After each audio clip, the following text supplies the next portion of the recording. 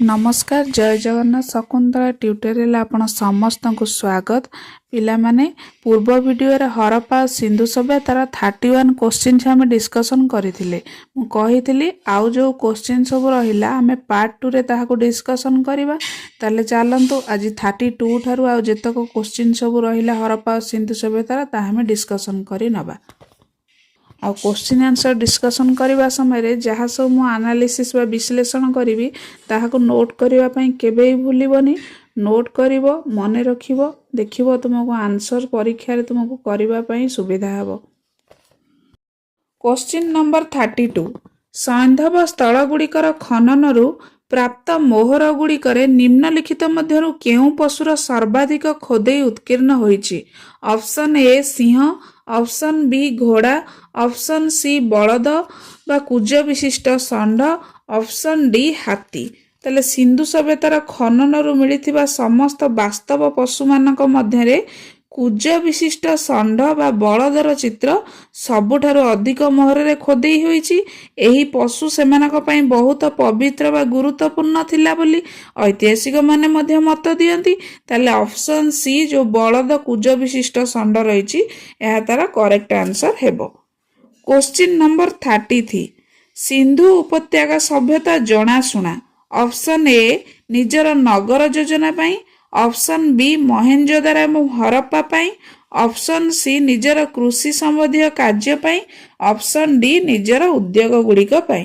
ताले ई चारटा भितरु सिंधु उपत्यका सभ्यता जनाशुना काहा पई ना कोउटा तार करेक्ट आंसर हेबो ना हमें देखिबा। सिंधु उपत्यका सभ्यतार सबुठारु बड़ एवं विशेष वैशिष्ट्य होउची एहार उन्नत नगर योजना।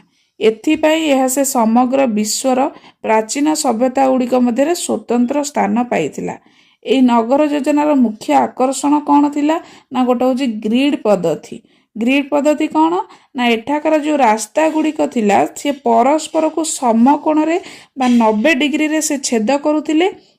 आधुनिक सहर गुड़िक गोटे चेस बोर्ड भली देखा जाउथिला। आउ सेठार निष्कासन प्रणाली किपरि थिला ना प्रति घर मैला पानी जीवा पई आबद्ध नर्दमार व्यवस्था करा जाइथिला। आउ सेही समय रे पृथ्वी रे अन्य कोनोसी सभ्यता रे एभलिया व्यवस्था नथिला। आउ सहरर गृह निर्माण पई समान मापर सब पोड़ाईटा व्यवहार करा जाउथिला। वर्तमान तमे भाबिबो ताले मोहेंजोदारो एवं हरप्पा पई कोन सिंधु उपत्यका सभ्यता जनाशुना नथिला। कृषि संबंधी कार्य पई कोन से जनाशुना नथिला। निजर उद्योग बा व्यवसाय पई कोन जनाशुना नथिला।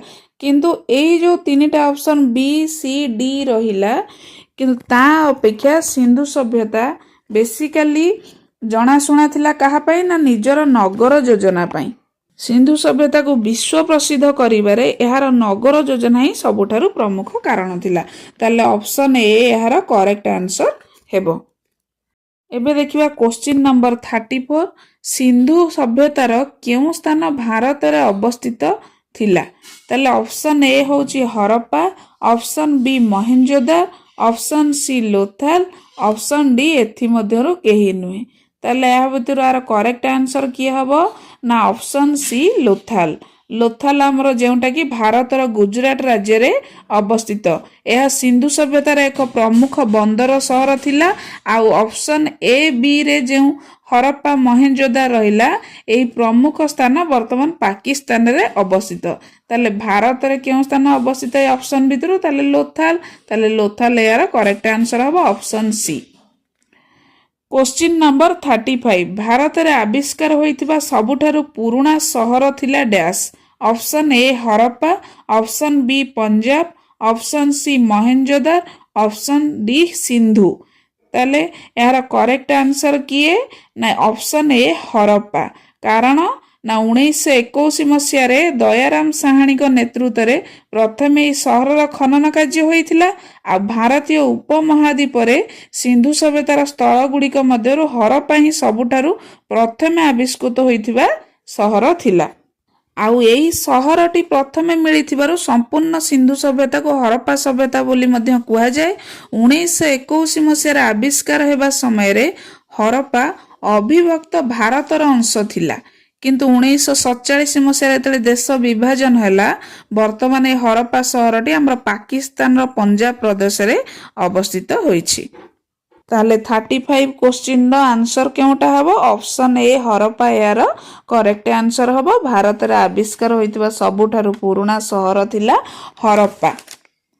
କ୍ୱେଶ୍ଚିନ୍ ନମ୍ବର 36 ଭାରତରେ ରୂପାର ଉପଲବ୍ଧତାର ପ୍ରାଚୀନତମ ପ୍ରମାଣ ମିଳିଥାଏ। ଅପସନ୍ ଏ ହରପ୍ପା ସଂସ୍କୃତିରୁ, ଅପସନ୍ ବି ପଶ୍ଚିମ ଭାରତର ତାମ୍ରପାଷାଣ ସଂସ୍କୃତିରୁ, ଅପସନ୍ ସି ବୈଦିକ ସଂହିତା ଗୁଡ଼ିକରେ, ଅପସନ୍ ଡି ରୂପାର ଆହତ ମୁଦ୍ରା ଗୁଡ଼ିକରେ। ତାହେଲେ ଏଇ ଚାରିଟା ଭିତରୁ ଏହାର କରେକ୍ଟ ଆନ୍ସରଟି କିଏ ହେବ? ନା ଭାରତରେ ରୂପା ବ୍ୟବହାର ସବୁଠାରୁ ପ୍ରାଚୀନ ପ୍ରମାଣ ହରପ୍ପା ସଭ୍ୟତାରୁ ହିଁ ମିଳିଥିଲା। ଏହି ସମୟର ଲୋକମାନେ ରୂପାର ଅଳଙ୍କାର ତିଆରି କରିବା ସହ ଏହାର ବହୁଳ ବ୍ୟବହାର କରିବା ମଧ୍ୟ ଜାଣିଥିଲେ। ସେମାନେ ମୁଖ୍ୟତଃ ଆଫଗାନିସ୍ତାନ ଏବଂ ଇରାନରୁ ରୂପା ଆମଦାନୀ କରୁଥିଲେ ବୋଲି ଐତିହାସିକମାନେ ମତ ଦିଅନ୍ତି।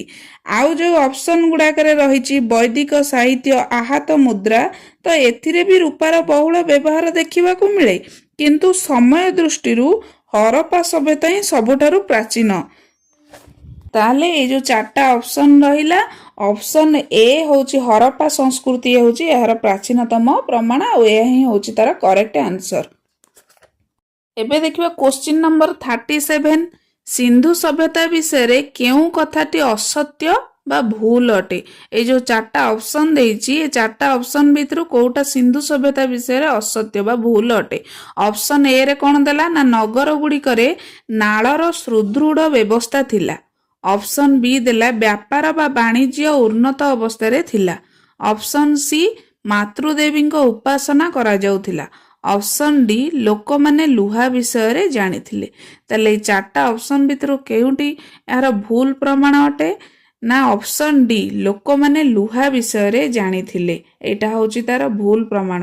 ଏହାର କାରଣ କ'ଣ? ନା ସିନ୍ଧୁ ସଭ୍ୟତା ବା ହରପ୍ପା ସଭ୍ୟତା ଏକ ତାମ୍ର କାଂସ୍ୟ ଯୁଗୀୟ ସଭ୍ୟତା ଥିଲା। ଏଇଟା ମନେ ରଖିବ, ସିନ୍ଧୁ ସଭ୍ୟତା ବା ହରପ୍ପା ସଭ୍ୟତା କେଉଁ ଯୁଗ ଥିଲା? ନା ତାମ୍ର କାଂସ୍ୟ ଯୁଗୀୟ ସଭ୍ୟତା ଥିଲା। ଏହି ସମୟର ଲୋକମାନେ ତମ୍ବା, କାଂସ୍ୟ ବା ବ୍ରୋଞ୍ଜ, ସୁନା ଓ ରୂପାର ବ୍ୟବହାର ଭଲ ଭାବେ ଜାଣିଥିଲେ, କିନ୍ତୁ ଲୁହା ବିଷୟରେ ସେମାନଙ୍କୁ ଆଦୌ ଜଣା ନଥିଲା। ଭାରତରେ ସିନ୍ଧୁ ସଭ୍ୟତାର ପତନ ପରେ ପରବର୍ତ୍ତୀ ବୈଦିକ ଯୁଗରେ ଲୁହାର ଆବିଷ୍କାର ଓ ବ୍ୟବହାର ଆରମ୍ଭ ହୋଇଥିଲା ବୋଲି ଐତିହାସିକମାନେ ମତ ଦିଅନ୍ତି। ତାହେଲେ ଅପସନ୍ ଡି ଲୋକମାନେ ଲୁହା ବିଷୟରେ ଜାଣିଥିଲେ, ଏହି ପ୍ରମାଣ ହିଁ ଅସତ୍ୟ ଅଟେ। ଏବେ ଦେଖିବା କ୍ୱେଶ୍ଚିନ୍ ନମ୍ବର 38 ସୂଚୀ ଆଇକୁ ସୂଚୀ ଡବଲ ଆଇ ସହ ମେଳ କର। ହେଲା, ସୂଚୀ ଆଇରେ ଦେଲା ଆମର ସିନ୍ଧୁ ସଭ୍ୟତାର ସବୁ ସୀମା ଗୁଡ଼ାକ, ସୂଚୀ ଡବଲ ଆଇରେ କେଉଁ ସ୍ଥାନରେ ଅବସ୍ଥିତ ଦେଲା ସ୍ଥାନ ଗୁଡ଼ାକର ନାଁ ଦେଲା। ତାହେଲେ ସୂଚୀ ଆଇରେ ଯେଉଁ ଦେଲା ଗୋଟେ ହେଲା ସିନ୍ଧୁ ସଭ୍ୟତାର ଉତ୍ତର ସୀମା, ଆଉ ଗୋଟେ ହେଉଛି ସିନ୍ଧୁ ସଭ୍ୟତାର ଦକ୍ଷିଣ ସୀମା, ଆଉ ଗୋଟେ ହେଉଛି ସିନ୍ଧୁ ସଭ୍ୟତାର ପୂର୍ବ ସୀମା, ଆଉ ଗୋଟେ ସିନ୍ଧୁ ସଭ୍ୟତାର ପଶ୍ଚିମ ସୀମା। ସୂଚୀ ଡବଲ ଆଇରେ ଦେଲା ଗୋଟେ ହେଉଛି ମାଣ୍ଡା ଜମ୍ମୁ କାଶ୍ମୀର, ଦୈମାବାଦ ମହାରାଷ୍ଟ୍ର, ଆଲମଗୀରପୁର ଉତ୍ତରପ୍ରଦେଶ, ସୁତକାଗେଣ୍ଡର ବାଲୁଚିସ୍ତାନ ବା ପାକିସ୍ତାନ। ତାହେଲେ ଏଠି ଏ ରେ ଯେଉଁ ଦେଲା ସୂଚୀ ଆଇର ଏ ରେ ଦେଲା ସିନ୍ଧୁ ସଭ୍ୟତାର ଉତ୍ତର ସୀମା। ଉତ୍ତର ସୀମାଟା ଆମର କେଉଁଠି ଥିଲା? ନା ମାଣ୍ଡା। ମାଣ୍ଡାଟା କୋଉଠି? ନା ଜମ୍ମୁ କାଶ୍ମୀର ଚେନାବ ନଦୀ କୂଳରେ ଅବସ୍ଥିତ ଥିଲା। ତାହେଲେ ଏଇ ସୂଚୀ ଆଇ ସହିତ ସୂଚୀ ଡବଲ ଆଇ ଏଟା କରେକ୍ଟ ଅଛି। ବିଟା ବର୍ତ୍ତମାନ ଦେଖିବା ସିନ୍ଧୁ ସଭ୍ୟତାର ଦକ୍ଷିଣ ସୀମା। ଦକ୍ଷିଣ ସୀମାଟା ଆମର କୋଉଠି ଥିଲା? ନା ଦୈମାବାଦ, ଯୋଉଟା ମହାରାଷ୍ଟ୍ରର ପ୍ରଭରା ନଦୀ କୂଳରେ ଅବସ୍ଥିତ ଥିଲା। ତାହେଲେ ସୂଚୀ ଆଇରେ ବିଟା ସୂଚୀ ଡବଲ ଆଇ 2 ସହିତ ବି ମ୍ୟାଚ୍ କରୁଛି। ତାହେଲେ ସିନ୍ଧୁ ସଭ୍ୟତାର ପୂର୍ବ ସୀମା କୋଉଟା ଥିଲା? ନା ଆଲମଗୀରପୁର, ଯୋଉଟା ଉତ୍ତରପ୍ରଦେଶର ହିଣ୍ଡନ ନଦୀ କୂଳରେ ଅବସ୍ଥିତ ଥିଲା। ସିନ୍ଧୁ ସଭ୍ୟତାର ପଶ୍ଚିମ ସୀମା ସୁତକାଗେଣ୍ଡର, ଯୋଉଟା ବଲୁଚିସ୍ତାନ ପାକିସ୍ତାନର ଦାସ୍ତ ନଦୀ କୂଳରେ ଅବସ୍ଥିତ ଥିଲା। ତାହେଲେ ଇଏ ଯେଉଁ ଏହି ପ୍ରଶ୍ନରେ ଦିଆଯାଇଥିବା ସୂଚୀ ଆଇର ସମସ୍ତ ବିକଳ୍ପ ସୂଚୀ ଡବଲ ଆଇ ସହିତ ସଠିକ ଭାବେ ମେଳ ହେଉଛି। ତାହେଲେ ଏହାର କରେକ୍ଟ ଆନ୍ସରଟା କିଏ ହେବ? ନା option A1, B2, C3, D4 ହେଲା, ଏହା ତାର କରେକ୍ଟ ଆନ୍ସର ହେବ। କ୍ୱେଶ୍ଚିନ୍ ନମ୍ବର 39 ମାଣ୍ଡା କେଉଁ ନଦୀ କୂଳରେ ଅବସ୍ଥିତ ଥିଲା? Option A Chenab, option B Sutlej, option C Ravi, option D Sindhu. एना क्वेश्चन नंबर 38 रे आम डिस्कसन करूथिले मांडा केउठी अवस्थित थिला केउ नदी कूल रे अवस्थित थिला ताले ऑप्शन ए यार करेक्ट आंसर हबो चेनाब नदी कूल रे ना मांडा जम्मू काश्मीर रे अंतर्गत चेनाब नदी कूल रे अवस्थित थिला। यह होची सिंधु सभ्यतार को सीमा ना उत्तर सीमा स्टेप बाय स्टेप मन रख आ नोट कर। क्वेश्चन नंबर 40 देख हरप्पाकालीन स्थल रोपड़ जोटा पंजाब रो सेटा केउ नदी कूल रे अवस्थित थिला। ऑप्शन ए रे देला Chenab, option B Sutlej, option C Sindhu, option D Ravi. ताले यार करेक्ट आंसर किए हबो ना ऑप्शन बी सतलेज। हरप्पाकालीन स्थल रोपड़ पंजाब रो सतलेज नदी कूल रे अवस्थित थिला। क्वेश्चन नंबर 41 हरप्पार एक उन्नत जल प्रबंधन प्रणाली पता मिली थाए केउठू ना ऑप्शन ए धोलावीरा रे, ऑप्शन बी आलमगीरपुर रे, ऑप्शन सी कालीबंगा रे, ऑप्शन डी लोथाल रे। ताले चारोटी ऑप्शन भितरु केउठी हरप्पार एक उन्नत जल प्रबंधन प्रणाली पता मिली ना ऑप्शन ए धोलावीरा रे। एई स्थानटी कोठी अवस्थित ना भारतर गुजरात राज्यर कच्छ जिले में अवस्थित। नोट कर मन रख हरप्पार जो उन्नत जल प्रबंधन प्रणाली मिली जोटा धोलावीरा रे सेटा केउठी अवस्थित ना गुजरात राज्यर कच्छ जिले में भारत रे ही हमर अवस्थित है। क्वेश्चन नंबर 42 देख हरप्पार माटी पात्र गुड़िकर साधारणतः केउ रंग व्यवहार होतिला। ऑप्शन ए नाली, ऑप्शन बी नील पाउसिया, option C Pandu, option D नील। ताले चारटा ऑप्शन भितर यार करेक्ट आंसर कौन हबो ना ऑप्शन ए नाली। से जो माटी पात्र गुड़िक थिला तार पृष्ठभूमि रंगटा नाली थिला आउ ता उपरे कला रंगर प्रिंट करा जाउथिला हैला माने रेड उपरे ब्लैक रो प्रिंट करा जाउथिला। से माटी पात्र गुड़िक मन रखिबो पृष्ठभूमि ता रेड कलर थिला आ ता उपरे जो प्रिंट सब करूथिले खोदेई करूथिला ब्लैक कलर रे करूथिले। ताले क्वेश्चन नंबर 42 रो आंसर होची ऑप्शन ए नाली। क्वेश्चन नंबर 43 देखिबा सिंधु सभ्यता निम्नलिखित मध्यरु केउ जुगर अंतर्भुक्त थिला। ऑप्शन ए रे रहिला ऐतिहासिक काल, ऑप्शन बी प्राग ऐतिहासिक काल, ऑप्शन सी उत्तर प्राग ऐतिहासिक काल, ऑप्शन डी आद्य ऐतिहासिक काल।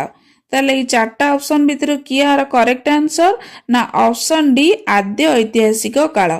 सिंधु सभ्यता को आद्य ऐतिहासिक काल अंतर्भुक्त करा जाए कारण कौन ना यह मानव इतिहास सही समय को बुझाए जो समय लिखित प्रमाण बा स्क्रिप्ट तो मिली किंतु आज पर्यंत जहाँ को पढ़ा जाई पारि नाही। सिंधु सभ्यतार लोक माने लेखिबा जानी थिले एवं सेमानकर एक स्वतंत्र चित्रलिपि मध्य थिला किंतु दुर्भाग्यवशतः हमर प्रत्नतत्वविद माने किंबा भाषाविद माने आज पर्यंत से लिपि को उद्धार करि पारि नाहंती बा पढ़ी पारि नाहंती। ताले ई सभ्यता विषय जानिबा पई हमको संपूर्ण भावे कहा ऊपर निर्भर करबा को पड़ुतिला ना माटी तळु मिलिथिबा सामग्री बा प्रत्नतात्विक प्रमाण ऊपर निर्भर करबा को पड़ुथिबारु एहाको आद्य ऐतिहासिक कालर अंतर्भुक्त करा जायछि। ताले सिंधु सभ्यता निम्नलिखित मध्यरु केउ जुगर अंतर्भुक्त थिला ना आद्य ऐतिहासिक काल जुगर अंतर्भुक्त थिला। ताले ऑप्शन डी यार करेक्ट आंसर हेबो। एबे देखिबा क्वेश्चन नंबर 44 सिंधु सभ्यतार विकसित अवस्था निम्नलिखित मध्यरु केउ स्थानरु घर गुड़िकरे कूअर अवशेष मिलिछि। Option A Harappa, option B Kalibangan, option C Lothal, option D Mohenjodaro. आ भितर करेक्ट आंसर किए हबो ना ऑप्शन डी मोहेंजोदार। ना सिंधु सभ्यतार विकसित अवस्था मोहेंजोदार ही प्राय प्रति घरे कूअर अवशेष मिलिछि। आ मोहेंजोदार को ही सिंधु सभ्यतार कूअर सहर मध्य कुहा जाई पारे कहीं ना प्रत्नतात्विक खनन रु जना पड़ी जे एठारे प्राय 700 रु अधिक कूଅ रही आउ एठाकर प्राय प्रत्येक बड़ एवं सही समय संभ्रांत श्रेणीर लोकंक घर भितरे पानी पाई एक स्वतंत्र पक्का इटारे तैयारी गोलाकार कूଅ रहुतिला। एहा सहित प्रति घरे स्नानागार मध्य थिला जहार मैला पानी रास्ता कड़र आबद्ध नाल देई सहर बाहर को जाउथिला। आउ अन्य सहर गुड़िक तुलन जेपरिक हमर हरप्पारे मात्र गोटिए कूଅ मिलिछि ସେମିତି ମହେଞ୍ଜୋଦାରେ ଘରୋଇ ଏବଂ ସାଧାରଣ କୂଅର ସଂଖ୍ୟା ସବୁଠାରୁ ଅଧିକ ଥିଲା। ତାହେଲେ ସିନ୍ଧୁ ସଭ୍ୟତାରେ ବିକଶିତ ଅବସ୍ଥାରେ କେଉଁ ସ୍ଥାନରୁ ଘର ଗୁଡ଼ିକରେ କୂଅର ଅବଶେଷ ଅଧିକ ମିଳିଥିଲା? ନା ମହେଞ୍ଜୋଦାରୁ। ଅପସନ୍ ଡି ଏହାର କରେକ୍ଟ ଆନ୍ସର ହେବ। ଏବେ ଦେଖିବା କ୍ୱେଶ୍ଚିନ୍ ନମ୍ବର 45। ସିନ୍ଧୁ ଘାଟି ସଭ୍ୟତାକୁ ଆବିଷ୍କାର କରିବାରେ ଯେଉଁ 2 ଜଣ ଭାରତୀୟଙ୍କ ନାମ ଜଡ଼ିତ ସେମାନେ ହେଲେ ଅପସନ୍ ଏ ହେଲା ଦୟାରାମ ସାହାନୀ ଏବଂ ରାଖାଲ ଦାସ ବାନାର୍ଜୀ। ଅପସନ୍ ବି ଜନ୍ ମାର୍ଶାଲ ଏବଂ ଈଶ୍ୱରୀ ପ୍ରସାଦ। ଅପସନ୍ ସି ଆଶୀର୍ବାଦୀ ଲାଲ ଶ୍ରୀବାସ୍ତବ ଏବଂ ରଙ୍ଗନାଥ ରାଓ। ଅପସନ୍ ଡି ମାଧସ୍ୱରୂପ ବତ୍ସ ଏବଂ ବିବି ରାଓ। ତାହେଲେ ଏହି 4ଟା ଅପସନ୍ ଭିତରୁ ଏହାର କରେକ୍ଟ ଆନ୍ସରଟି କ'ଣ ହେବ? ନା ଆମେ ଦେଖିବା ସିନ୍ଧୁ ଘାଟି ସଭ୍ୟତାକୁ ଆବିଷ୍କାର କରିବାରେ ଯେଉଁ 2 ଜଣ ଭାରତୀୟଙ୍କ ନାମ ଜଡ଼ିତ ସେମାନେ ହେଲେ ଜଣେ ଦୟାରାମ ସାହାଣୀ ଆଉ ଜଣେ ରାଖାଲ ଦାସ ବାନାର୍ଜୀ। ଏହି ଦୟାରାମ ସାହାଣୀ ଯିଏକି 1921 ମସିହାରେ ପ୍ରଥମେ ହରପ୍ପା ସଭ୍ୟତାର ଉତ୍ଖନନ କରି ପ୍ରାଚୀନ ସଭ୍ୟତା ବିଷୟରେ ସାରା ଦୁନିଆକୁ ଜଣାଇଥିଲେ। ଆଉ ତାର ଠିକ୍ ବର୍ଷେ ପରେ ମାନେ 1922 ମସିହାରେ ରାଖାଲ ଦାସ ବାନାର୍ଜୀ ଯିଏ ସିନ୍ଧୁ ନଦୀ କୂଳରେ ମହେଞ୍ଜୋଦାର ସଭ୍ୟତାର ଆବିଷ୍କାର କରିଥିଲେ। ଆଉ ଏହି 2 ପ୍ରମୁଖ ପ୍ରତ୍ନତତ୍ତ୍ୱବିଦ୍ ସେତେବେଳର ଭାରତୀୟ ପ୍ରତ୍ନତାତ୍ତ୍ୱିକ ସର୍ବେକ୍ଷଣର ମହାନିର୍ଦ୍ଦେଶକ ସାର୍ ଜନ୍ ମାର୍ଶାଲଙ୍କ ନେତୃତ୍ୱରେ କାର୍ଯ୍ୟ କରୁଥିଲେ। ଆମେ ଯଦି ପଚାରିବା ସାର୍ ଜନ୍ ମାର୍ଶାଲ ବି ତ ସିନ୍ଧୁ ଘାଟି ସଭ୍ୟତାର ଆବିଷ୍କାର ବିଷୟରେ ଜଣାଇଥିଲେ। ହଁ, ଇଏ ବି ଜଣାଇଥିଲେ, କିନ୍ତୁ 1924 ମସିହାରେ ସାରା ବିଶ୍ୱ ଆଗରେ ସିନ୍ଧୁ ଘାଟି ସଭ୍ୟତା ଆବିଷ୍କାର ହେବାର ଆନୁଷ୍ଠାନିକ ଘୋଷଣା କରିଥିଲେ। କିନ୍ତୁ ସେ ବ୍ରିଟିଶ ପ୍ରତ୍ନତତ୍ତ୍ୱବିଦ୍ ଥିଲେ, ସେ ଭାରତୀୟ ପ୍ରତ୍ନତତ୍ତ୍ୱବିଦ୍ ନଥିଲେ। ତାହେଲେ କ୍ୱେଶ୍ଚିନ୍ ନମ୍ବର 45ର ଆନ୍ସରଟି କ'ଣ ହେବ? ନା ଅପସନ୍ ଏ ଦୟାରାମ ସାହାଣୀ ଏବଂ ରାଖାଲ ଦାସ ବାନାର୍ଜୀ। Question number 46। ରଙ୍ଗପୁର ଯେଉଁଠାରେ ହରପ୍ପାର ସମସାମୟିକ ସଭ୍ୟତା ଥିଲା ତାହା କେଉଁଠାରେ ଅବସ୍ଥିତ? ଅପସନ୍ ଏ ପଞ୍ଜାବରେ। ଅପସନ୍ ବି ଉତ୍ତରପ୍ରଦେଶରେ।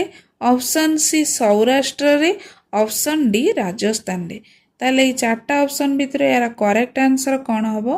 ନା ଦେଖିବା ରଙ୍ଗପୁର ଯେଉଁଠାରେ ହରପ୍ପାର ସମସାମୟିକ ସଭ୍ୟତା ଥିଲା ତାହା ଆମର ଗୁଜରାଟର ସୌରାଷ୍ଟ୍ର ଅଞ୍ଚଳରେ ଅବସ୍ଥିତ। ଏହି ପ୍ରତ୍ନତାତ୍ତ୍ୱିକ ସ୍ଥଳଟି ଗୁଜରାଟର ଭାଦର ନଦୀ କୂଳରେ ଅବସ୍ଥିତ ଅଟେ। 1931 ମସିହାରେ ଏମ୍.ଏସ୍. ଭସ୍ଚ ଏବଂ ପରବର୍ତ୍ତୀ ସମୟରେ 1953-54 ମସିହାରେ ଏସ୍.ଆର୍. ରାଓଙ୍କ ଦ୍ୱାରା ଏଠାରେ ବ୍ୟାପକ ଖନନ କରାଯାଇଥିଲା। ଆଉ ଏଠାରୁ ହରପ୍ପା ସଭ୍ୟତାର ପରବର୍ତ୍ତୀ ସମୟର ମାଟି ପାତ୍ର ଏବଂ ସବୁଠାରୁ ଗୁରୁତ୍ୱପୂର୍ଣ୍ଣ ଭାବେ ଧାନ ଚୋପା ବା କୁଣ୍ଡାର ଅବଶେଷ ମିଳିଛି, ଯାହା ପ୍ରମାଣ କରେ କି ସେହି ସମୟରେ ସେଠାରେ ଧାନ ଚାଷ ମଧ୍ୟ କରାଯାଉଥିଲା। ଏବେ ଚାଲ ଆମେ 47 ନମ୍ବର କ୍ୱେଶ୍ଚିନ୍ ଡିସ୍କସନ୍ କରିବା। ହରପ୍ପା ଏବଂ ମହେଞ୍ଜୋଦାରର ପ୍ରତ୍ନତାତ୍ତ୍ୱିକ ଖନନର ପ୍ରଭାରୀ ବା ମୁଖ୍ୟ କିଏ ଥିଲେ? Option A Lord Macaulay. Option B Sir John Marshall. Option C Lord Clive. Option D Colonel Tod. ତାହେଲେ ଏଇ 4ଟା ଅପସନ୍ ଭିତରୁ ଏହାର କରେକ୍ଟ ଆନ୍ସରଟି କେଉଁଟା ହେବ? ନା ହରପ୍ପା ଏବଂ ମହେଞ୍ଜୋଦାର ପ୍ରତ୍ନତାତ୍ତ୍ୱିକ ଖନନ ସମୟରେ ଭାରତୀୟ ପ୍ରତ୍ନତାତ୍ତ୍ୱିକ ସର୍ବେକ୍ଷଣର ମହାନିର୍ଦ୍ଦେଶକ ତଥା ମୁଖ୍ୟ ସର୍ ଜନ୍ ମାର୍ଶାଲ ଥିଲେ। କାହିଁକିନା 1920 ଦଶକରେ ତାଙ୍କରି ନିର୍ଦ୍ଦେଶନା ଓ ତତ୍ତ୍ୱାବଧାନରେ ସିନ୍ଧୁ ଉପତ୍ୟକା ସଭ୍ୟତାର ବ୍ୟାପକ ଖନନ କାର୍ଯ୍ୟ ଆରମ୍ଭ ହୋଇଥିଲା। ଆଉ 1924 ମସିହାରେ ସେ ହିଁ ସମଗ୍ର ବିଶ୍ୱ ସମ୍ମୁଖରେ ଏହି ନୂତନ ଏବଂ ପ୍ରାଚୀନ ସଭ୍ୟତାର ଆବିଷ୍କାର ବିଷୟରେ ଆନୁଷ୍ଠାନିକ ଭାବେ ଘୋଷଣା କରିଥିଲେ। ତାହେଲେ ଅପସନ୍ ବି ଏହାର କରେକ୍ଟ ଆନ୍ସର ହେବ। Question number 48।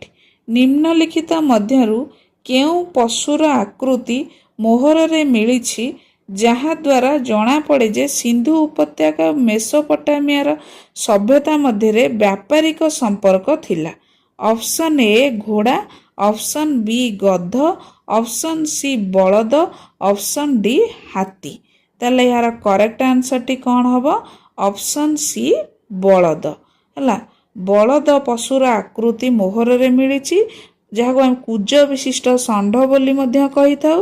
ଯାହାଦ୍ୱାରା ଜଣାପଡ଼େ ଯେ ସିନ୍ଧୁ ଉପତ୍ୟକା ଏବଂ ମେସୋପଟାମିଆର ସଭ୍ୟତା ମଧ୍ୟରେ ବ୍ୟାପାରିକ ସମ୍ପର୍କ ଥିଲା। କ୍ୱେଶ୍ଚିନ୍ ନମ୍ବର 49, ସିନ୍ଧୁ ଉପତ୍ୟକାର ଲୋକମାନେ କାହା ଉପରେ ବିଶ୍ୱାସ କରୁଥିଲେ? ଅପସନ୍ ଏ ଆତ୍ମା ଏବଂ ବ୍ରହ୍ମରେ, ଅପସନ୍ ବି କର୍ମକାଣ୍ଡରେ, ଅପସନ୍ ସି ଯଜ୍ଞ ପ୍ରଣାଳୀରେ, ଅପସନ୍ ଡି ମାତୃଶକ୍ତିରେ। ତାହେଲେ ଏହାର କରେକ୍ଟ ଆନ୍ସରଟି କ'ଣ ହେବ ନା ହରପ୍ପା ଏବଂ ମହେଞ୍ଜୋଦାରୋରୁ ପ୍ରଚୁର ପରିମାଣରେ ନାରୀ ମୂର୍ତ୍ତି ମିଳିଥିଲା। ଗୋଟିଏ ମୂର୍ତ୍ତିରେ ଜଣେ ମହିଳାଙ୍କ ଗର୍ଭରୁ ଗଛଟିଏ ବାହାରୁଥିବାର ଦେଖାଯାଇଥିଲା, ଯାହାକୁ ପ୍ରତ୍ନତତ୍ତ୍ୱବିତ୍ ମାନେ ପୃଥିବୀ ମାତା ବା ଉର୍ବରତାର ଦେବୀ ଭାବେ ଗ୍ରହଣ କରିଥିଲେ। ଏଥିରୁ ଜଣାପଡ଼େ ଯେ ସେମାନେ ପୃଥିବୀକୁ ଉର୍ବରତାର ଦେବୀ ବା ମାତୃଶକ୍ତି ରୂପେ ପୂଜା କରୁଥିଲେ। ସେମାନଙ୍କ ସମାଜ ମୁଖ୍ୟତଃ ମାତୃକେନ୍ଦ୍ରିକ ଥିଲା ବୋଲି ଅନୁମାନ କରାଯାଏ। ତାହେଲେ ସେଇଆକୁ ଦେଖିବାକୁ ଗଲେ ଅପସନ୍ ଡି ମାତୃଶକ୍ତି ହେଉଛି ଏହାର କରେକ୍ଟ ଆନ୍ସର ହେବ। ସିନ୍ଧୁ ଉପତ୍ୟକାର ଲୋକମାନେ ମାତୃଶକ୍ତି ଉପରେ ବିଶ୍ୱାସ କରୁଥିଲେ। ଅନ୍ୟାନ୍ୟ ବିକଳ୍ପ ଗୁଡ଼ାକ ଯେଉଁ ଆମର ରହିଲା ଆତ୍ମା, ବ୍ରହ୍ମ, କର୍ମକାଣ୍ଡ, ଯଜ୍ଞ, ଏଗୁଡ଼ିକ ସବୁ ପରବର୍ତ୍ତୀ ସମୟର ମାନେ ବୈଦିକ ସଭ୍ୟତାର ମୁଖ୍ୟ ବୈଶିଷ୍ଟ୍ୟ ଥିଲା। ଆଉ ସିନ୍ଧୁ ସଭ୍ୟତାରେ ଯଜ୍ଞକୁଣ୍ଡର କିଛି ପ୍ରମାଣ ମିଳିଥିଲା, କିନ୍ତୁ ସାମଗ୍ରିକ ଭାବେ ସେମାନଙ୍କର ମୁଖ୍ୟ ବିଶ୍ୱାସ ପ୍ରକୃତି ଓ ମାତୃଶକ୍ତି ପୂଜା ଉପରେ ହିଁ ଆଧାରିତ ଥିଲା। ତାହେଲେ ଅପସନ୍ ଡି ମାତୃଶକ୍ତି ହେଉଛି ଏହାର କରେକ୍ଟ ଆନ୍ସର ହେବ। କ୍ୱେଶ୍ଚିନ୍ ନମ୍ବର 50, ନିମ୍ନଲିଖିତ ମଧ୍ୟରୁ କେଉଁ ସିନ୍ଧୁ ସଭ୍ୟତାର ସ୍ଥାନ ସମୁଦ୍ର କୂଳରେ ଅବସ୍ଥିତ ନଥିଲା? ନିମ୍ନଲିଖିତ ମଧ୍ୟରୁ କେଉଁ ସିନ୍ଧୁ ସଭ୍ୟତାର ସ୍ଥାନ ସମୁଦ୍ର କୂଳରେ ଅବସ୍ଥିତ ନଥିଲା? Option A Surkotada, option B Lothal, option C Balakot, option D Kot Diji. ତାହେଲେ ଏହି ଚାରିଟା ଅପସନ୍ ଭିତରୁ ଏହାର ଆନ୍ସରଟି କ'ଣ ହେବ ନା ସୁରକୋଟଡ଼ା ଆଉ ଲୋଥାଲ, ଏଇ ଦୁଇଟିକି ଆମେ ଦେଖିବା। ପ୍ରଥମେ ସୁରକୋଟଡ଼ା ଅପସନ୍ ଏ, ବି ହେଉଛି ଲୋଥାଲ। ଏଇ ଦୁଇଟି ଯାକ କେଉଁଠି ଅବସ୍ଥିତ ନା ଗୁଜରାଟରେ ଅବସ୍ଥିତ। ଏବଂ ଏ ଦୁଇଟା ଯାକ ସିନ୍ଧୁ ସଭ୍ୟତାର ପ୍ରମୁଖ ଉପକୂଳବର୍ତ୍ତୀ ବା ବନ୍ଦର ସହର ଥିଲା। ତାହେଲେ ଏଇ ଦୁଇଟା ଅପସନ୍ ତ ତାର ଆନ୍ସର ହେବନି। ଆଉ ବାକି ରହିଲା ବାଲାକୋଟ। ବାଲାକୋଟ ପାକିସ୍ତାନ ଆରବ ସାଗର କୂଳରେ ଅବସ୍ଥିତ ଥିଲା। ଏହା ମଧ୍ୟ ଏକ ପ୍ରମୁଖ ବନ୍ଦର ବା ସାମୁଦ୍ରିକ ବ୍ୟବସାୟ କେନ୍ଦ୍ର ଥିଲା। ଏହା ଶାମୁକା ଶିଳ୍ପ ପାଇଁ ପ୍ରସିଦ୍ଧ ଥିଲା। ତାହେଲେ ଏଇଟା ବି ହେବନି।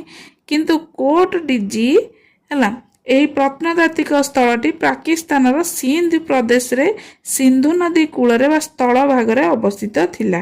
ଏହା ଏକ ସମୁଦ୍ର ଉପକୂଳବର୍ତ୍ତୀ ବା ବନ୍ଦର ସହର ନଥିଲା। ତାହେଲେ ଅପସନ୍ ଡି ଏହାର କରେକ୍ଟ ଆନ୍ସର ହେବ, କୋଟ ଡିଜି। କାହିଁକିନା ବାକି ଯେଉଁ ତିନିଟା ଅପସନ୍ ରହିଲା ଆମର option A Surkotada, option B Lothal, option C Balakot, ଏଗୁଡ଼ାକ ସବୁ ଆମର ସମୁଦ୍ର ଉପକୂଳବର୍ତ୍ତୀ ବା ବନ୍ଦର ସହର ଏସବୁ ଥିଲା। ତାହେଲେ ଅପସନ୍ ଡି ଏହାର କରେକ୍ଟ ଆନ୍ସର ହେବ। 51 ନମ୍ବର କ୍ୱେଶ୍ଚିନ୍ ଦେଖିବା ନା ନିମ୍ନଲିଖିତ ମଧ୍ୟରୁ କେଉଁଟି ମହେଞ୍ଜୋଦାରୋର ସବୁଠାରୁ ବଡ଼ ପ୍ରାସାଦ ବା କୋଠା ଭାବରେ ଗଣାଯାଏ? Option A Vishal ସ୍ନାନାଗାର, option B ବିଶାଳ ଶସ୍ୟାଗାର ବା ଧାନ୍ୟା କୋଠରୀ, ଅପସନ୍ ସି ସଭା ଭବନ, ଅପସନ୍ ଡି ଏଥିମଧ୍ୟରୁ କେହି ନୁହେଁ। ପିଲାମାନେ ଏ ଚାରିଟା ଯାକ ଅପସନ୍ ଦେଖ, ତୁମକୁ କେଉଁଟା ତାର କରେକ୍ଟ ଆନ୍ସର ଲାଗୁଛି କହିଲ? ପ୍ରାୟତଃ ସମସ୍ତେ କହିବେ ଅପସନ୍ ଏ ଏହାର କରେକ୍ଟ ଆନ୍ସର ହେବ, ବିଶାଳ ସ୍ନାନାଗାର। କିନ୍ତୁ ନା, ଏହା ହେଉଛି ଭ୍ରମ, ଏହା ଭୁଲ। କାରଣ ମହେଞ୍ଜୋଦାରୋ ବିଶାଳ ଶସ୍ୟାଗାର ହେଉଛି ସେଠାର ସବୁଠାରୁ ବଡ଼ କୋଠା ବା ପ୍ରାସାଦର ମାନ୍ୟତା ଦିଆଯାଇଥାଏ, ଯାହାର ଲମ୍ବ ପ୍ରାୟ 45.71 ମିଟର ଏବଂ ଓସାର 15.23 ମିଟର ଥିଲା। ଏହା ମୁଖ୍ୟତଃ ଜରୁରୀକାଳୀନ ସମୟ ପାଇଁ ବହୁତ ପରିମାଣରେ ଶସ୍ୟ ଗଚ୍ଛିତ କରି ରଖିବା ପାଇଁ ସେମାନେ ବ୍ୟବହାର କରୁଥିଲେ। ଅନେକ ସମୟରେ ଆମେମାନେ ବିଶାଳ ସ୍ନାନାଗାର ସବୁଠାରୁ ବଡ଼ ବୋଲି ଭାବିଥାଉ, କିନ୍ତୁ ଏହା ଭୁଲ। ବିଶାଳ ସ୍ନାନାଗାରଟା ହେଉଛି ସେଠାକାର ସବୁଠାରୁ ପ୍ରସିଦ୍ଧ ଏବଂ ଆକର୍ଷଣୀୟ ସ୍ଥାପତ୍ୟ ଥିଲା, କିନ୍ତୁ ଆକାର ଦୃଷ୍ଟିରୁ ଏହା ଶସ୍ୟାଗାର ଠାରୁ ହିଁ ଛୋଟ ଥିଲା। ତାହେଲେ ଅପସନ୍ ବି ବିଶାଳ ଶସ୍ୟାଗାର ବା ଧାନ୍ୟ କୋଠରୀ ଏହାର କରେକ୍ଟ ଆନ୍ସର ହେବ। କ୍ୱେଶ୍ଚିନ୍ ନମ୍ବର 52, ହରପ୍ପାକାଳୀନ ଲୋକମାନେ ନଗର ଗୁଡ଼ିକରେ ଘର ଗୁଡ଼ିକର ସଜ୍ଜୀକରଣ ପାଇଁ କେଉଁ ପଦ୍ଧତି ଆପଣାଇଥିଲେ? Option A Padma full ଆକୃତିରେ, option B ଗୋଲାକାର ଆକୃତିରେ, ଅପସନ୍ ସି ଗ୍ରିଡ୍ ପଦ୍ଧତିରେ, ଅପସନ୍ ଡି ତ୍ରିଭୁଜାକାର ପଦ୍ଧତିରେ।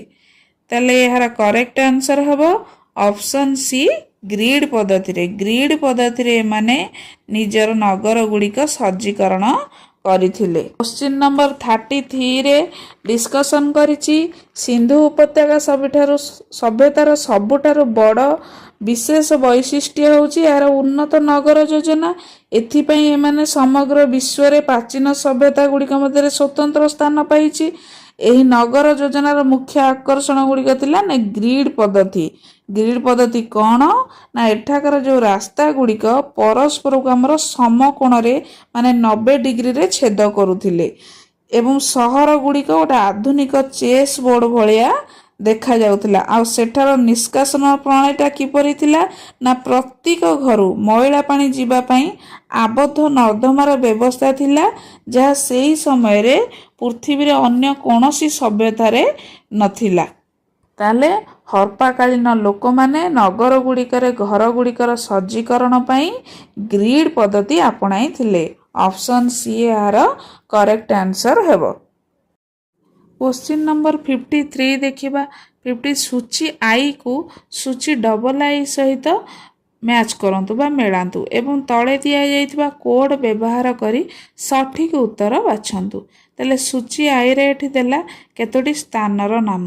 ଗୋଟେ ହେଲା ଲୋଥାଲ, ଗୋଟେ ହେଉଛି କାଲିବଙ୍ଗା, ଆଉ ଗୋଟେ ଧୋଲାଭିରା, ଗୋଟେ ବଣାବଲ୍ଲୀ। ସୂଚୀ ଡବଲ ଆଇରେ ଦେଲା 1ରେ ଦେଲା ଚଷା ହୋଇଥିବା ଜମି, 2ରେ ଦେଲା ଗୋଦିବାଡ଼ା, 3ରେ ପୋଡ଼ା ମାଟିରେ ତିଆରି ହୋଇଥିବା ଲଙ୍ଗଳର ପ୍ରତିକୃତି, 4ରେ ଦେଲା ହରପ୍ପା ଲିପିର ବଡ଼ ଆକାର 10ଟି ଚିହ୍ନ ଥିବା ଏକ ଶିଳାଲେଖ। ତାହେଲେ ଏଇ ସୂଚୀ ଆଇକୁ ସୂଚୀ ଡବଲ ଆଇ ସହିତ ଆମେ ମ୍ୟାଚ୍ କରାଇବା। ତାହେଲେ ସୂଚୀ ଆଇରେ ପ୍ରଥମେ ଏରେ ଦେଲା ଯେଉଁ ଲୋଥାଲଟା ଆମେ ଏଠି କେତେ ଥର ଡିସ୍କସନ୍ କରିସାରିଲେଣି। ଏହା ହେଉଛି ଗୁଜୁରାଟରେ ଅବସ୍ଥିତ ସିନ୍ଧୁ ସଭ୍ୟତାର ଏକ ପ୍ରମୁଖ ବନ୍ଦର ସହର। ତାହେଲେ ଏଠାରୁ ଏକ ବିଶାଳ ପୋଡ଼ା ଇଟାରେ ତିଆରି ଗୋଦିବାଡ଼ା ମାନେ କ'ଣ ନା ପୋତାଶ୍ରୟ ମିଳିଛି। ଯେହେତୁ ଏଇଟା ବନ୍ଦର ସହର ଥିଲା ସେଠୁ ଗୋଟେ ଗୋଦିବାଡ଼ା ମାନେ ପୋତାଶ୍ରୟ ମିଳିଛି।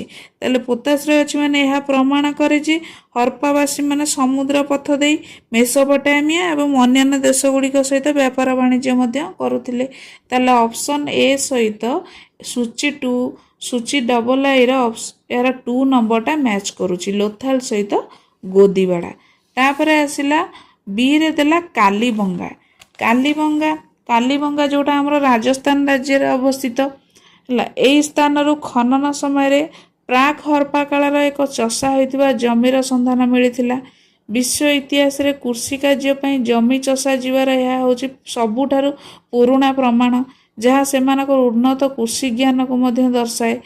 ତାହେଲେ କାଲିବଙ୍ଗା ସହିତ ଚଷା ହୋଇଥିବା ଜମି ମଧ୍ୟ ମ୍ୟାଚ୍ କରୁଛି। ତାହେଲେ ବି ସହିତ 1ର ମ୍ୟାଚ୍ କଲା, ଏ ସହିତ 2ର ମ୍ୟାଚ୍ କଲା। ତାପରେ ଆଉ ରହିଲା ଧୋଲାଭିରା ଦେଖି ଯେଉଁଟାକି ଆମର ଗୁଜୁରାଟର କଚ୍ଛ ଅଞ୍ଚଳରେ ଅବସ୍ଥିତ। ଆଉ ଏଠାରୁ ଏକ ବଡ଼ ଶିଳାଲେଖ ମିଳିଛି ଯେଉଁଥିରେ ହରପ୍ପା ଲିପିର 10ଟି ବଡ଼ ବଡ଼ ସଂକେତ ବା ଚିହ୍ନ ରହିଛି। ତାହେଲେ ଧୋଲାଭିରାଟା 4 ସହିତ ମ୍ୟାଚ୍ କରୁଛି। ଏଠି ବି ଲେଖା ହେଇଛି ହରପ୍ପା ଲିପିର ବଡ଼ ଆକାରର 10ଟି ଚିହ୍ନ ଥିବା ଏକ ଶିଳାଲେଖ ମିଳିଥିଲା। ଆଉ ବାକି ରହିଲା ବଣାବଲ୍ଲୀରେ ପୋଡ଼ା ମାଟିର ତିଆରି ଏକ ଖେଳନା ବା ଲଙ୍ଗଳର ପ୍ରତିକୃତି ମିଳିଥିଲା। ଏହି ପ୍ରମାଣରୁ ଜଣାପଡ଼େ ଯେ ସେହି ସମୟରେ ଜମି ଚାଷ ପାଇଁ ସେମାନେ ପ୍ରକୃତରେ ଏଭଳି ଲଙ୍ଗଳ ମଧ୍ୟ ବ୍ୟବହାର କରୁଥିଲେ। ତାହେଲେ ଏ ସହିତ 2, ବି ସହିତ 1, ସି ସହିତ 4, ଡି ସହିତ 3 ମ୍ୟାଚ୍ କରୁଛି। ତାହେଲେ ସଠିକ୍ ଉତ୍ତର ଆମର ଏଠି ବାଛିବା। ସଠିକ୍ ଉତ୍ତର ହେଲେ ଅପସନ୍ ବି ଏହାର କରେକ୍ଟ ଆନ୍ସର ହେବ। A2, B1, C4, D3। ଏବେ ଦେଖିବା କ୍ୱେଶ୍ଚିନ୍ ନମ୍ବର 54। ନିମ୍ନଲିଖିତ ପଶୁମାନଙ୍କ ମଧ୍ୟରୁ କେଉଁ ଗୋଟିକର ହରପ୍ପା ସଭ୍ୟତାରେ ମିଳିଥିବା ମୋହର ଏବଂ ଟେରାକୋଟା କଳାକୃତିରେ ଚିତ୍ରଣ କରାଯାଇ ନାହିଁ। ଏଇ ଯେଉଁ ଅପସନ୍ରେ 4ଟା ପଶୁ ଦେଲା, ଏରେ ଦେଲା ସିଂହ, ବିରେ ହାତୀ, ସିରେ ଗଣ୍ଡା, ଡିରେ ବାଘ। ତାହେଲେ ଏଇ 4ଟା ପଶୁଙ୍କ ଭିତରୁ କେଉଁ ପଶୁର ଚିତ୍ରଣ ସେ ଟେରାକୋଟା କଳାକୃତିରେ ବା ମୋହରରେ କରାଯାଇ ନାହିଁ। ତାହେଲେ ଅପସନ୍ ଏ ଏହାର କରେକ୍ଟ ଆନ୍ସର ହେବ ସିଂହ। କାହିଁକିନା ହରପ୍ପା ସଭ୍ୟତାରେ ମିଳିଥିବା ମୋହର ଗୁଡ଼ିକରେ ହାତୀ, ଗଣ୍ଡା, ବାଘ, ବଳଦର ଚିତ୍ର ମିଳେ କିନ୍ତୁ ସିଂହର ଚିତ୍ର ମିଳେ ନାହିଁ। ତାହେଲେ ଅପସନ୍ ଏ ଏହାର କରେକ୍ଟ ଆନ୍ସର ହେବ। କ୍ୱେଶ୍ଚିନ୍ ନମ୍ବର 55 ହରପ୍ପାବାସୀ କେଉଁ ଧାତୁ ବିଷୟରେ ଜାଣିନଥିଲେ ବା କେଉଁ ଧାତୁ ବିଷୟରେ ଅପରିଚିତ ଥିଲେ? ଅପସନ୍ ଏ ସୁନା ଏବଂ ରୂପା, ଅପସନ୍ ବି ତମ୍ବା ଏବଂ କାଂସ୍ୟ, ଅପସନ୍ ସି ଟିଣ ଏବଂ ସୀସା, ଅପସନ୍ ଡି ଲୁହା। ତାହେଲେ କରେକ୍ଟ ଆନ୍ସରଟି କ'ଣ ହେବ ନା ଅପସନ୍ ଡି ଲୁହା। ଲୁହା ଏହାର କରେକ୍ଟ ଆନ୍ସର ହେବ। ହରପ୍ପାବାସୀ ସୁନା, ରୂପା, ତମ୍ବା, କାଂସ୍ୟ ଏସବୁ ବିଷୟରେ ସେମାନଙ୍କର ଜ୍ଞାନ ଥିଲା କିନ୍ତୁ ଲୁହା ବିଷୟରେ ସେ ଆଦୌ ଜାଣିନଥିଲେ। କ୍ୱେଶ୍ଚିନ୍ ନମ୍ବର 56 ନିମ୍ନଲିଖିତ ମଧ୍ୟରୁ କେଉଁ ସ୍ଥାନରୁ ଯୁଗଳ ଶବଦାହ ବା ଦିଉ ଶବ ସଂସ୍କାରର ପ୍ରମାଣ ମିଳିଛି? Option A Kuntasi, option B Dholavira, option C Lothal, option D Kalibangan. ତାହେଲେ ଏହାର କରେକ୍ଟ ଆନ୍ସରଟି କ'ଣ ହେବ? କେଉଁ ସ୍ଥାନରୁ ଯୁଗଳ ଶବଦାହ ବା ଦି ଶବ ସଂସ୍କାରର ପ୍ରମାଣ ମିଳିଛି? ନା ପ୍ରତ୍ନତାତ୍ତ୍ୱିକ ପ୍ରମାଣ ଅନୁଯାୟୀ ସିନ୍ଧୁ ସଭ୍ୟତାର ପ୍ରସିଦ୍ଧ ସ୍ଥାନ ହେଉଛି ଗୋଟେ ଲୋଥାଲ। ସେହି ସ୍ଥାନରୁ ଯୁଗଳ ଶବଦାହ ବା ସ୍ତ୍ରୀ ଓ ପୁରୁଷଙ୍କ ଏକାଠି ପୋତା ଯିବାର ପ୍ରମାଣ ମିଳିଛି। କାରଣ ଏଠାରେ ଗୋଟିଏ କବର ମଧ୍ୟରେ ଦୁଇଟି କଙ୍କାଳ ମିଳିଥିଲା, ଗୋଟେ ପୁରୁଷ ଆଉ ଗୋଟେ ନାରୀ ମହିଳା କଙ୍କାଳ ଥିଲା, ଯାହାକି ଏହା ସେ ସମୟରେ ମିଳିତ ସଂସ୍କାର ପ୍ରଥାକୁ ଦର୍ଶାଇଥାଏ। ତାହେଲେ ଅପସନ୍ ସି ଏହାର କରେକ୍ଟ ଆନ୍ସର ହେବ। ସେଇ ଯେଉଁ ଦିଉ ଶବ ସଂସ୍କାର ପ୍ରମାଣ ବା ପୁରୁଷ ସ୍ତ୍ରୀ ଏକାଠି ପୋତା ଯିବାର ପ୍ରମାଣ ସେଇଟା ଲୋଥାଲରୁ ମିଳିଥିଲା। କ୍ୱେଶ୍ଚିନ୍ ନମ୍ବର 57 କପାର ଉତ୍ପାଦନ ସର୍ବପ୍ରଥମେ ସିନ୍ଧୁ ଅଞ୍ଚଳରେ ହୋଇଥିଲା, ଯାହାକୁ ଗ୍ରୀକ୍ କିମ୍ବା ୟୁନାନର ଲୋକମାନେ କେଉଁ ନାମରେ ଡାକୁଥିଲେ? ଅପସନ୍ ଏ ସିଣ୍ଡନ, ଅପସନ୍ ବି କପା, ଅପସନ୍ ସି ଏବଂ ଏ ଓ ବି ଦୁଇଟା ଯାକ, option D Harappa.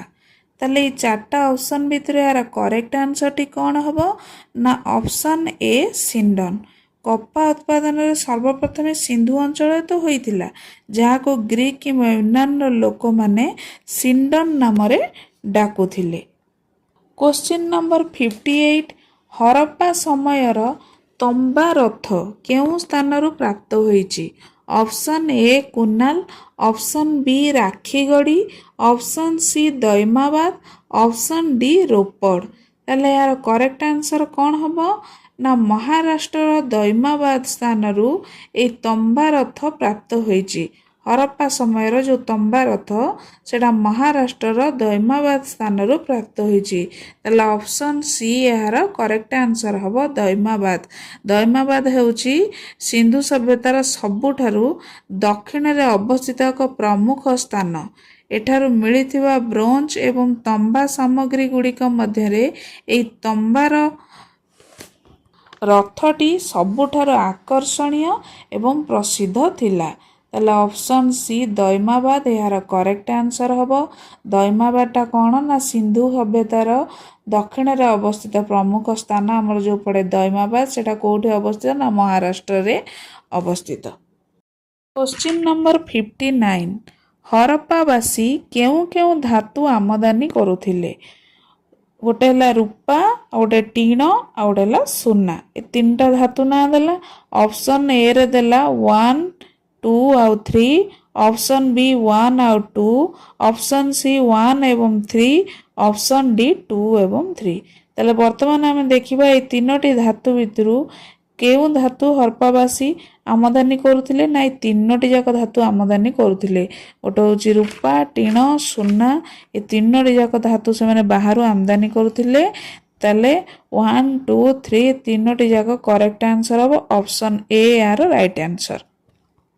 Question number 60 ହରପ୍ପାବାସୀ ଲାଜବର୍ଦ୍ଧ ଗୃହ ନିର୍ମାଣ ସାମଗ୍ରୀ କେଉଁଠାରୁ ଆମଦାନୀ କରୁଥିଲେ? ହରପ୍ପାବାସୀ ଲାଜବର୍ଦ୍ଧ ମାନେ ଏକ ଗୃହ ନିର୍ମାଣ ସାମଗ୍ରୀ ଥିଲା, ସେମାନେ ତାହାକୁ କେଉଁଠାରୁ ଆମଦାନୀ କରୁଥିଲେ? ଅପସନ୍ ଏ ହିନ୍ଦୁକୁଶ ଅଞ୍ଚଳର ବଦଖସାରୁ, ଅପସନ୍ ବି ଇରାନରୁ, ଅପସନ୍ ସି ଦକ୍ଷିଣ ଭାରତରୁ, ଅପସନ୍ ଡି ବାଲୁଚିସ୍ତାନରୁ। ତାହେଲେ ଏହାର ରାଇଟ୍ ଆନ୍ସର ହେବ ଅପସନ୍ ଏ ହିନ୍ଦୁକୁଶ ଅଞ୍ଚଳର ବଦଖଂସାରୁ ସେମାନେ ଲାର୍ଜ ବର୍ଦ୍ଧ ମାନେ ଗୃହ ନିର୍ମାଣ ସାମଗ୍ରୀ ଆମଦାନୀ କରୁଥିଲେ। କ୍ୱେଶ୍ଚିନ୍ ନମ୍ବର 61 ଆଫଗାନିସ୍ତାନରେ ଅବସ୍ଥିତ ସିନ୍ଧୁ ସଭ୍ୟତା ସହିତ ଜଡ଼ିତ ସ୍ଥାନ ଗୁଡ଼ିକ କେଉଁଟି? ଅପସନ୍ ଏ ଦେଲା ମୁଣ୍ଡିଗାକ, ଅପସନ୍ ବି ସୁର୍ତ୍ତୋଗୋଇ, ଅପସନ୍ ସି ଏ ଏବଂ ବି ଦୁଇଟା ଯାକ, ଅପସନ୍ ଡି ହରପ୍ପା। ତାହେଲେ ଏହାର କରେକ୍ଟ ଆନ୍ସର କ'ଣ ହେବ? ଅପସନ୍ ଏ ବି ଦୁଇଟା ଯାକ, ଗୋଟେ ହେଉଛି ମୁଣ୍ଡିଗାକ ଆଉ ଗୋଟେ ହେଉଛି ସୁର୍ତ୍ତୋଗୋଇ। ଏ ଦୁଇଟା ଯାକ ଆଫଗାନିସ୍ତାନରେ ଅବସ୍ଥିତ ଆଉ ଏହା ସିନ୍ଧୁ ସଭ୍ୟତା ସହିତ ଜଡ଼ିତ ଥିଲା ଏହି ସ୍ଥାନ ଦୁଇଟା ଯାକ। କ୍ୱେଶ୍ଚିନ୍ ନମ୍ବର 62 କେଉଁ କେଉଁ ସହର ସିନ୍ଧୁ ସଭ୍ୟତାର ବନ୍ଦର ସହର ଥିଲା? ଅପସନ୍ ଏ ଲୋଥାଲ ଏବଂ ସୁତକାଗେଣ୍ଡର, ଅପସନ୍ ବି ଆହ୍ଲାଦିନ ଏବଂ Balakot, option C Kuntasi, option D ଏଗୁଡ଼ିକ ମଧ୍ୟରୁ ସମସ୍ତ। ତାହେଲେ ଏହା ଭିତରୁ କରେକ୍ଟ ଆନ୍ସର କିଏ ହେବ? ନା ଅପସନ୍ ଡି ଏଗୁଡ଼ିକ ମଧ୍ୟରୁ ସମସ୍ତ ଲୋଥାଲ ଏବଂ ସୁତକାଗେଣ୍ଡର, ଆହ୍ଲାଦିନ, ବାଲାକୋଟ, କୋନ୍ତାସି ସବୁ ସିନ୍ଧୁ ସଭ୍ୟତାର ବନ୍ଦର ସହର ଥିଲା। କ୍ୱେଶ୍ଚିନ୍ ନମ୍ବର 63 ମହେଞ୍ଜୋଦାରୋରୁ ମିଳିଥିବା ପଶୁପତି ଶିବ ବା ଆଦ୍ୟ ଶିବ ମୋହରରେ କେଉଁ କେଉଁ ପଶୁଙ୍କ ଚିତ୍ର ରହିଛି? ଅପସନ୍ ଏ ବାଘ ଏବଂ ହାତୀ, ଅପସନ୍ ବି ଗଣ୍ଡା ଏବଂ ମଇଁଷି, ଅପସନ୍ ସି ହରିଣ, ଅପସନ୍ ଡି ଏଗୁଡ଼ିକ ମଧ୍ୟରୁ ସମସ୍ତ। ତାହେଲେ ଏହାର କରେକ୍ଟ ଆନ୍ସର କ'ଣ ହେବ? ନା ଏଗୁଡ଼ିକ ମଧ୍ୟରୁ ସମସ୍ତ। ଅପସନ୍ ଡି ଏହାର କରେକ୍ଟ ଆନ୍ସର ହେବ। କାହିଁକି ନା ପଶୁପତି ବା ଆଦ୍ୟ ଶିବଙ୍କ ମୋହରରେ ବାଘ, ହାତୀ, ଗଣ୍ଡା, ମଇଁଷି ଏବଂ ଆସନ ତଳେ ଦୁଇଟି ହରିଣ ଚିତ୍ର ମଧ୍ୟ ଅଙ୍କିତ ହୋଇଥିବାର ଆମକୁ ଦେଖିବାକୁ ମିଳିଛି। ତାହେଲେ ଅପସନ୍ ଡି ଏହାର ରାଇଟ୍ ଆନ୍ସର ହେବ। କ୍ୱେଶ୍ଚିନ୍ ନମ୍ବର 64 କେଉଁ ହରପ୍ପାକାଳୀନ ସ୍ଥାନରୁ ନୃତ୍ୟ ମୁଦ୍ରାରେ ଥିବା ନାରୀର ବ୍ରୋଞ୍ଜ ମୂର୍ତ୍ତି ମିଳିଛି? ଅପସନ୍ ଏ ମହେଞ୍ଜୋଦାରୋରୁ, ଅପସନ୍ ବି କାଲିବଙ୍ଗାରୁ, ଅପସନ୍ ସି ହରପ୍ପାରୁ, ଅପସନ୍ ଡି ବଣାବଲ୍ଲୀରୁ। ତାହେଲେ ଏହାର କରେକ୍ଟ ଆନ୍ସରଟି କ'ଣ ହେବ? ନା ଅପସନ୍ ଏ ମହେଞ୍ଜୋଦାରୋ। ମହେଞ୍ଜୋଦାରୋରୁ ହରପ୍ପାକାଳୀନ ସ୍ଥାନର ନୃତ୍ୟ ମୁଦ୍ରାରେ ଥିବା ନାରୀର ବ୍ରୋଞ୍ଜ ମୂର୍ତ୍ତି ମିଳିଥିଲା। ନମ୍ବର 65 ଦେଖ କେଉଁ ହରପ୍ପାକାଳୀନ ସ୍ଥାନରୁ ପୂଜାରୀଙ୍କ ପଥର ମୂର୍ତ୍ତି ମିଳିଛି? Option A Harappa, option B Mohenjodaro, option C Lothal, option D Rangpur. ତାହେଲେ ଏହାର କରେକ୍ଟ ଆନ୍ସର ହେବ ଅପସନ୍ ବି ମହେଞ୍ଜୋଦାରୋ। ମହେଞ୍ଜୋଦାରୋରୁ ପୂଜାରୀଙ୍କ ପଥର ମୂର୍ତ୍ତି ମଧ୍ୟ ମିଳିଥିଲା। କ୍ୱେଶ୍ଚିନ୍ ନମ୍ବର 66 କେଉଁ ସିନ୍ଧୁକାଳୀନ ସ୍ଥାନରୁ ଏକ ଇଟା ଉପରେ ବିଲେଇକୁ ଗୋଡ଼ାଉଥିବାର କୁକୁର ପାଦ ଚିହ୍ନ ମିଳିଛି? Option A Harappa, option B Mohenjodaro, option C Channugarh, option D Lothal. ତାହେଲେ ଏହାର କରେକ୍ଟ ଆନ୍ସର ହେବ option C Channugarh. Question number 67 ଦେଖ ନା ସ୍ୱାଧୀନତା ପରବର୍ତ୍ତୀ ଭାରତରେ ସବୁଠାରୁ ଅଧିକ ସଂଖ୍ୟାରେ ହରପ୍ପା ସଂସ୍କୃତିର ସ୍ଥାନ ଗୁଡ଼ିକ କେଉଁ ରାଜ୍ୟରେ ଆବିଷ୍କାର କରାଯାଇଛି? Option A Gujarat, option B Rajasthan, option C Punjab ଏବଂ ହରିୟାଣା, ଅପସନ୍ ଡି ଉତ୍ତର ପଶ୍ଚିମର ଉତ୍ତରପ୍ରଦେଶ। ତାହେଲେ ଏଇ ଚାରିଟା ଅପସନ୍ ଭିତରୁ କିଏ ଏହାର କରେକ୍ଟ ଆନ୍ସର ହେବ? ସ୍ୱାଧୀନତାର ପରବର୍ତ୍ତୀ ଭାରତରେ ସବୁଠାରୁ ଅଧିକାଂଶ ସଂଖ୍ୟାରେ ହରପ୍ପା ସଂସ୍କୃତିର ସ୍ଥାନ କେଉଁ ରାଜ୍ୟରେ ଆବିଷ୍କାର କରାଯାଇଥିଲା? ନା ଅପସନ୍ ଏ ଗୁଜରାଟ ଏହାର କରେକ୍ଟ ଆନ୍ସର ହେବ। ଗୁଜରାଟରୁ ହିଁ ସବୁଠାରୁ ଅଧିକ ସଂଖ୍ୟାରେ ହରପ୍ପାର ସ୍ଥାନ ବା ହରପ୍ପା ସଭ୍ୟତାର ସ୍ଥାନ ଗୁଡ଼ାକ ଆବିଷ୍କାର କରାଯାଇଛି। ପିଲାମାନେ ଏ ଥିଲା ଇଣ୍ଡିଆନ୍ ହିଷ୍ଟ୍ରିର ହରପ୍ପା ଓ ସିନ୍ଧୁ ସଭ୍ୟତାର ଟପ୍ ଇମ୍ପୋର୍ଟାଣ୍ଟ କିଛି ଜିକେ କୋଶ୍ଚିନ୍ସ ଯାହାକି ତୁମମାନଙ୍କୁ ଅଲ୍ କମ୍ପିଟେଟିଭ୍ ଏକ୍ଜାମରେ ବହୁତ ହେଲ୍ପଫୁଲ୍ କରିବ। ଆଉ ଏହା ହେଉଛି ତା'ର ପାର୍ଟ 2 ଭିଡ଼ିଓ। ଯଦି ତୁମେମାନେ ପାର୍ଟ 1 ଭିଡ଼ିଓ ଦେଖିବାକୁ ଚାହୁଁଛ ତାହେଲେ ତାହାର ଲିଙ୍କ୍ ମୁଁ ଡେସ୍କ୍ରିପସନ୍ ବକ୍ସରେ ଦେଇଦେବି।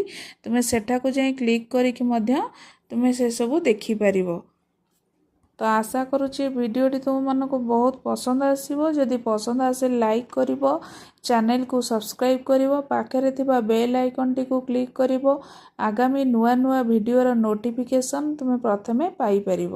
ରହିଲି, ନମସ୍କାର, ଜୟ ଜଗନ୍ନାଥ।